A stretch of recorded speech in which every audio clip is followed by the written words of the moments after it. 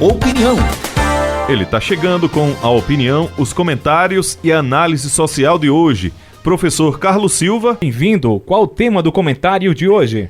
Nosso tema de hoje é terrorismo guiado. Vamos ao comentário. Pois é, nós tivemos aí dois pronunciamentos, um por escrito e outro falado pelo ministro da Saúde, Queiroga, que informou numa entrevista numa emissora que 4 mil pessoas tinham morrido, né, por causa da vacina, né, no universo aí que ele colocou, dizendo que essas pessoas, foi feito um estudo e essas pessoas morreram devido a problemas da vacina. Posteriormente, quando a imprensa investigou, o próprio Ministério desconsiderou, foi exatamente contrário ao que o ministro disse, o ministro Queiroga falou, e ele desmentiu posteriormente. Ora, o ministro da Saúde não falaria tal coisa se não tivesse o aval do presidente, porque ele não é dono da política, ele é chefe técnico. Mas as informações que vão a público são informações políticas, né? Então, naturalmente, teve o aval do presidente da República. E, consequentemente, a deputada Carla Zambelli pediu a suspensão da vacina das crianças, cujo argumento foi falando do caso que ocorreu com 48 crianças que receberam vacina da Pfizer para adulto, mas foi no dia 29 de dezembro a 11 de janeiro, antes de começar a campanha vacinal, não é? Que ocorreu em Lucena, na Paraíba. Só que a Fundação Oswaldo Cruz fez uma pesquisa sobre essa hesitação vacinal, não é? Com 15.296 pais, e desses 15.296 pais, 16,4% disseram que não pretende vacinar seus filhos. Isso significa 2.400 famílias aproximadamente. Ora, nós estamos aí vendo mais de 39 países vacinando seu povo e suas crianças. Nos Estados Unidos, mais de 5 milhões de crianças foram vacinadas, não é? Então, o que está acontecendo para que essas informações sejam jogadas? Isso está provocando essa hesitação, esse abalo sociológico, esse abalo demográfico. E isso realmente pesa a mão do governo federal, porque ambos são, um é ministro de pasta e a outra é o aliado ferrenho do governo federal. Então essas informações e essa suspensão tende a praticar uma espécie de terrorismo, provocando uma reação popular contra a questão da vacina. Isso é muito sério, porque nós estamos provocando uma espécie de terrorismo verbal, e isso provoca essa desconfiança das pessoas, cujas pessoas, em regra, não vão pesquisar cientificamente, não tem informação fundamentada cientificamente, nem tampouco. E não só a deputada como o ministro, são pessoas que têm o poder de construir informações, de produzir opinião.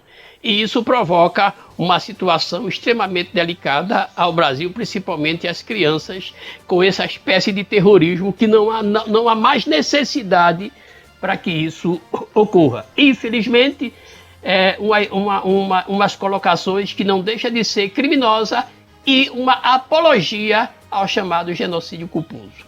Era isso que tínhamos que passar para o ouvinte do Cultura e Forma. Opinião é na cultura. Primeiro lugar em audiência, do jeito que você gosta. Você está ouvindo a Cultura Informa, o jornal do nosso rádio. Nosso ouvinte já pode participar conosco, mandando sua pergunta, sua ponderação com o professor Carlos Silva. O Índio Agagiani mandou mensagem aqui no WhatsApp 981091130. Diz o seguinte: boa tarde a todos, estamos em Recife. Professor Rui, essa semana falou que a pobreza e a fome aumentou. Disse que o auxílio de R$400 não servia para nada. Ele pergunta, o índio, no governo de Lula, a Bolsa Família era menos de R$200? Era menos, mas a situação era melhor. Hoje, o valor de dinheiro em moeda é maior, mas a situação é pior. E esse auxílio é o filho do Bolsa Família, o que fosse que o governo... Aliás, ele nem quis fazer, ele nem queria, tanto é que tem a validade até dezembro de 2022. Ele rejeitou a proposta, ele queria colocar uma proposta de R$200. Foi o Congresso que provocou a ter um auxílio no valor de R$400, que não está beneficiando todos os brasileiros que estão passando fome. Então, mais uma vez, é o governo fazendo, derivando as suas ações da ação do governo anterior. Mensagem aqui do Elias Serafim. Professor Carlos Silva, um homem de grande valor, filosofia fina, com coração e com amor. Na Rádio Cultura não perca um dia, é a voz do povo. E todo tempo, quando houver, para mim, é pouco. Para votar em Bolsonaro e deixar um comunista louco. Mensagem do Elias Serafim. Tirou onda. Ué, veja, Elias, não é deixar... Sabe como é que a coisa mais fácil do mundo é acabar o comunismo? Sabe como é que você acaba ele? Trabalho, empregabilidade, acabar com déficit social, respeitar, impor política pública e respeitar a Constituição. Aí você acaba com o comunismo. Abraço para Ivan Almeida Santos, acompanhando também, Ivan Almeida Carlos, acompanhando nossa programação também no Facebook da Rádio Cultura. Tem um pessoal também que está através do YouTube, então a todos uma boa tarde, muito obrigado. Fiquem à vontade para fazer a sua pergunta, a sua contribuição para este momento no qual estamos conversando com o professor Carlos Silva. Exatamente, no WhatsApp 981091130, coloque sempre o seu nome do seu bairro aqui em Caruaru ou da cidade onde você está ouvindo a Rádio Cultura, pode ser em Pernambuco, no Nordeste, no Brasil e no mundo. O Paulo Sérgio Silva está dizendo: professor, você viu o vídeo do médico e cientista Robert Malone acerca da vacina para as crianças? Assista e depois faça um comentário posterior, se possível. Muito grato, Paulo Sérgio. Veja, essa informação do Robert Malone, né? E ele, por incrível que pareça, ele tem a minha idade, né? Ele nasceu em 59, entendeu?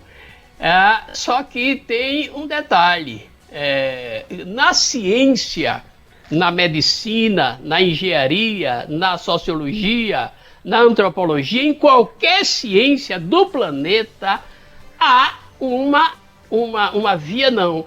vertente que se coloca contra, eu não sei, com base científica fragilizada, porque nós não podemos de maneira nenhuma afrontar de maneira, eu acho, ríspida e rápida setores e laboratórios que estão constituídos. Por exemplo, a Pfizer foi constituída em 1849.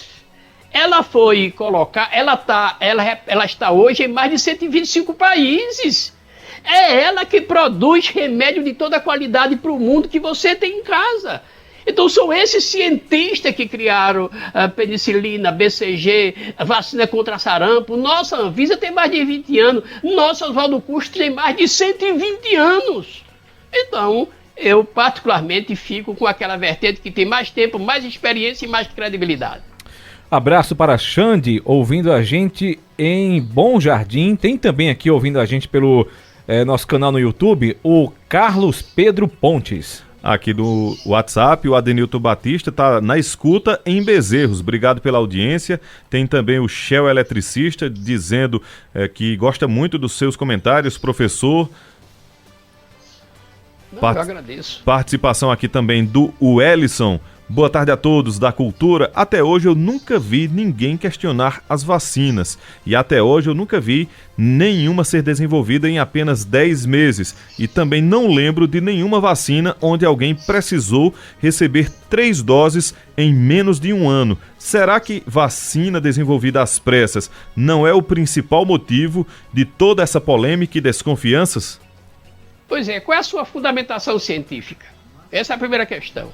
Segundo, nós temos vacinas que são feitas, todas as vacinas faz vacinação em massa todos os anos. Todos os anos, todas as crianças que nascem recebem vacina contra hepatite B, sarampo e tudo que você imaginar. E outra coisa, não houve pressa. Vou te explicar uma coisa muito simples. Quando você monta uma panificadora, você compra toda a plataforma, o forno, as bandejas, as formas de qualquer produto para colocar os ingredientes. Então, amigo, a plataforma tecnológica, desde 1804, já estava pronta. A pressa foi baseada no investimento de bilhões de dólares para que fosse desenvolvido urgentemente, mas essa urgência não significa precariedade funcional, porque a base, a estrutura tecnológica já estava pronta. Mensagem aqui do Matheus Batista, Matheus do loteamento Santana, em Bezerros. Boa tarde. O maior meio da mídia, que é a Globo, está boicotando pesquisas que apontam Lula à frente isolado, porque as TVs já estão escondendo as pesquisas que agora são registradas no TSE, professor? Olha, eu acho que, independentemente de questão de passar, a Globo também não vai fazer festival de nenhum candidato, a não ser aquele que ela particularmente pode se interessar. Mas a evolução de pesquisa para um candidato ou para outro vai ocorrer naturalmente e vai ficar muito a olho nu. Todos os institutos de pesquisa do Brasil, privados, capitalistas, dá um percentual de Lula à frente de todos os candidatos. Claro que a mídia jamais... Primeiro princípio, o mundo não está à nossa disposição. Então, tem como viver com as suas limitações. Abraçar o presidente do Sismuc Regional, Eduardo Mendonça, abraçar também a Neidinha. Eduardo tá ligado, tá no trânsito, Dido, ligado com a gente aqui, ó, 96.5, obrigado pela carona, obrigado pela audiência. Forte abraço, nobre amigo, professor e presidente Eduardo Mendonça acompanhando a gente. Quem também está no trânsito ouvindo a Rádio Cultura é o médico sanitarista Paulo Santana, está acompanhando a gente em Bezerros aí, ó, na BR-232. Obrigado pela carona também, pela audiência. Isso mesmo. Professor, a gente tem visto, não é, já essa questão, inclusive, que a gente acabou de falar aqui, não é, já que o ouvinte fez aqui, levantou essa bola, vamos aqui pegar esse gancho, a questão das pesquisas. Importante dizer que agora, não é, a gente, para divulgar pesquisas, tem que dizer o registro, não é, André e professor? Ou seja, a condição é que esteja registrada no TSE, no TRE, estando no TRE, está no TSE também. Exatamente. Olha, a importância disso, né, professor? Veja, a importância do registro é para oficializar e o governo tem o TRE tem um certo controle. Mas nenhuma empresa séria de pesquisa, que agora tem muitos institutos, inclusive privados, que já vinham fazendo pesquisa de mercado há muito tempo, vai expor percentuais que vão prejudicar a sua qualidade quanto empresa. Então não é simples assim, o instituto vai enganar. Claro que eles encontraram no meio político um bom mercado para favorecer, não vai para trabalhar para vários políticos. Então, mesmo sem o registro oficial por uma questão periódica da eleição, eles não vão de forma nenhuma desmoralizar ou fragilizar a sua competência funcional, porque ela precisa existir, porque precisa dar qualidade ao seu produto. Abraçar o Renato Simeão Glauber, da Vila do Joá, está na escuta e na audiência. E por falar em questão de pesquisa, veja como ocorre os dois lados da moeda, né? Um ouvinte acabou de falar que a Globo omite informações sobre pesquisas. Canal aberto. Exatamente. Já por outro lado, a Globo News, que pertence à mesma família, ao mesmo conglomerado de comunicação. Canal fechado. Exatamente, tem sempre divulgado as pesquisas, inclusive essas que tem aí colocado o ex-presidente Lula à frente. Quem colocou aqui essa ponderação foi a Maria Luciene. Então veja como é interessante você buscar informação em mais de um veículo. Exatamente. Dido, essa informação da nossa ouvinte, essa contribuição é muito interessante. Sabe por quê? Porque os veículos de comunicação fechados, quem paga a existência deles são os clientes de um público-alvo diferenciado e quer informações verdadeiras e consistentes. E nesse universo são pessoas que têm um nível superior ou uma estrutura econômica mais interessante. O canal aberto, ele manda o trivial, porque na cabeça deles um dia vai acabar o canal aberto e vai ter só o canal fechado, entendeu? Então a essa, mesmo sendo o mesmo grupo, os produtos são diminuídos, porque senão você vai concorrer com o produto da sua próprio grupo, com o instrumento, o empresa do seu próprio grupo. Por isso que as fechadas são mais consistentes e passam as informações mais completas. Laércio Ismael, boa tarde a todos. Quem é contra a vacina e contra a vida? Laércio Ismael, do Santa Rosa, pergunta. Olha, é o governo federal. Ele já se posicionou, isso está muito claro, que é contra a vacina, é contra a ciência e que acharia até que todo mundo pegando sem vacina morreria 500 mil e está tudo certo.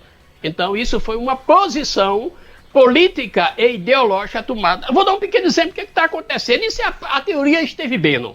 Eu vou dar um pequeno exemplo. Aumento do IPVA. O IPVA não aumentou. O que aumentou foi o preço do produto. A alíquota do IPVA do Estado é 3%, São Paulo é 4%. Mas como a Associação Nacional dos Fabricantes de Veículos Automotor, por exemplo, dizendo que em 2020 a produção de veículo caiu 31,6%, os insumos aumentaram. Então o aumento do imposto não está no valor da alíquota. Ele representa um percentual do produto. Ou seja, esse movimento que está aí era para ficar contra o preço do produto e não contra a alíquota do imposto, que ele já é derivado do preço do produto. Para você ver como a política financeira, social, né, e ideológica, ela vem sendo tratada de maneira acadêmica e tem gente pagando muito caro para fazer esses cursos. Abraçar aqui deixa eu ver aqui o ouvinte, ele é do sítio Serra Velha, obrigado pela audiência. Não colocou aqui o nome, deixa eu ver aqui na... Clicando no número para ver se aparece no perfil, André, porque sempre é bom que o ouvinte... Edson do sítio Serra Velha, ele está declarando aqui apoio ao ex-presidente Lula. Pois é, sempre importante que o ouvinte, ele ao mandar a sua mensagem, assine aí como o André sempre fala, né? Mandar aí o seu nome e o nome aí da localidade de onde está ouvindo a Rádio Cultura, até pra gente mesmo ter como parâmetro, né? Ver como é que tá chegando o sinal da gente, não é, André? É importante também que o ouvinte dê aí essa colaboração, além da audiência que já é super valiosa e a gente agradece tanto. A mensagem aqui do Ramon. Fico imaginando de onde as pessoas tiram que uma vacina feita por cientista pode ser pior que o vírus que matou milhões em pouco tempo. Que tipo de pessoas são essas? Pergunta aqui o Ramon Velmonte. Ramon, eu vou te contar rapidinho duas experiências que eu tive. Eu estava conversando com um bolsonarista e disse a ele o seguinte: até 1962 as mulheres só podia procurar um emprego, se empregar, pedindo autorização do marido. Ele disse: isso é mentira. Aí eu mostrei a fonte. O Código Civil de 1916. O Código Civil que tinha essa determinação legal.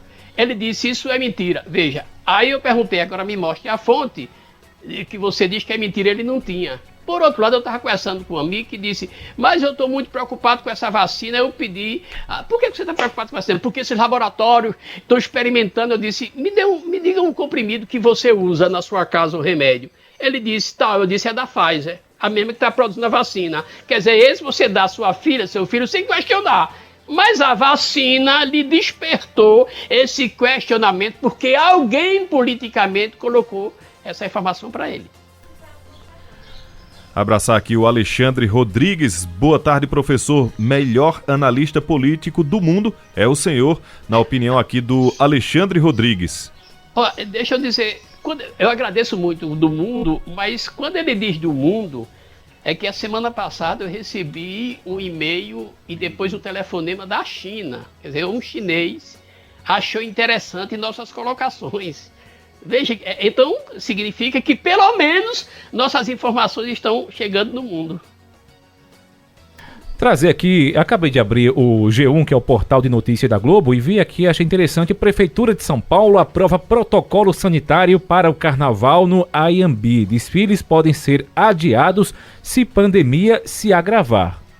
Inclusive esse protocolo aqui, professor e André, aqui traz justamente sobre a questão, aqui ó, a Prefeitura de São Paulo definiu o protocolo sanitário que deve ser realizado pelas escolas de samba de São Paulo nos desfiles do Ayambi. Assim, aqui tem aqui, ó, e tem exigências. Os protocolos traz o seguinte aqui, ó, exigência de passaporte da vacina para o público, pré-cadastro de componentes do desfile com o passaporte da vacina, que é uma exigência do passaporte e da vacina para os desfilantes, uso obrigatório de máscaras para desfilantes e público, redução do número de componente por escola, controle de público na concentração e dispersão, e também recomendações para os ensaios técnicos e encontros nas quadras. Ou seja, ainda é possível o pessoal falar sobre o carnaval. A gente sabe que tem sido aí, André e professor, as festas têm sido canceladas em todos os estados, mas São Paulo, pelo menos aqui, ainda fala, né, ainda tem essa possibilidade aqui da realização da festa, desde que esses protocolos sejam mantidos e desde que não haja um agravamento da pandemia. Ou seja, é uma condicional, né? Com a condição da pandemia ou melhorar ou continuar como está, e se piorar, o cancelamento mesmo do carnaval. E aproveitando essa fala aqui, essa matéria que eu acabei de ler do G1, que foi divulgada, foi publicada por volta do meio-dia, professor, com esses protocolos, o senhor acha que é possível ter carnaval ou mesmo com eles não dá para ter carnaval? Veja, Dido, essa posicionamento individual, ele se perde por causa da complexidade geoeconômica, né? Sociológica, econômica do país. Então, nós vamos ter que conviver com essa precariedade de segurança sanitária. Na nossa opinião pessoal, as festas públicas ou privadas não deveriam existir.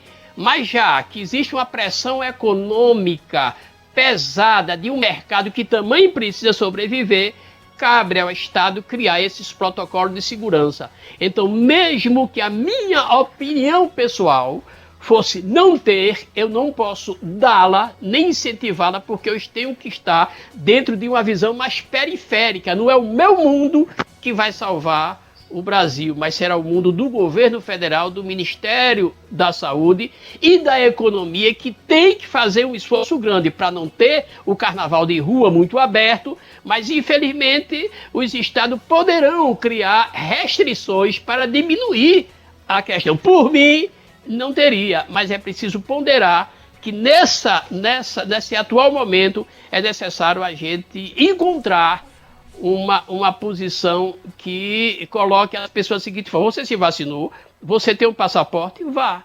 Se você não se vacinou, não vá. Pelo menos o governo federal deveria estar fazendo agora um projeto nacional de conscientização à população, dizendo: se você está vacinado, vá para a festa, que seu estado vai criar restrições. Se você não está, não vá. Pelo menos essa consciência melhoraria o comportamento social do povo. Lembrando, professor, que o carnaval no Ayambi é o carnaval, digamos, privado, não é aquele fechado. Carnaval fechado. Pois é, assim. é o que eu estou falando.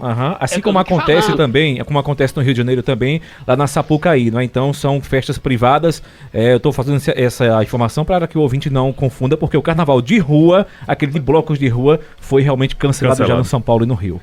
Porque, Bola, você sabe que o investimento no carnaval de Ayambi e na Sapucaí é extremamente alto. Emprega mais de 100 mil pessoas. Então essas restrições são necessárias, mas ela deveria vir apoiada, veja, por uma campanha de conscientização nacional do próprio governo federal, que não faz, porque aí ele poderia educar as pessoas a se comportar melhor, de ir ou não ir, mas o mercado privado, digamos que atender nessas restrições, coloque suas festas. Professor, muito obrigado por sua participação, por seu comentário nesta quarta-feira. Até amanhã, Dido Montenegro, até amanhã, André Santiago, e até amanhã, ouvintes do Cultura em Foco.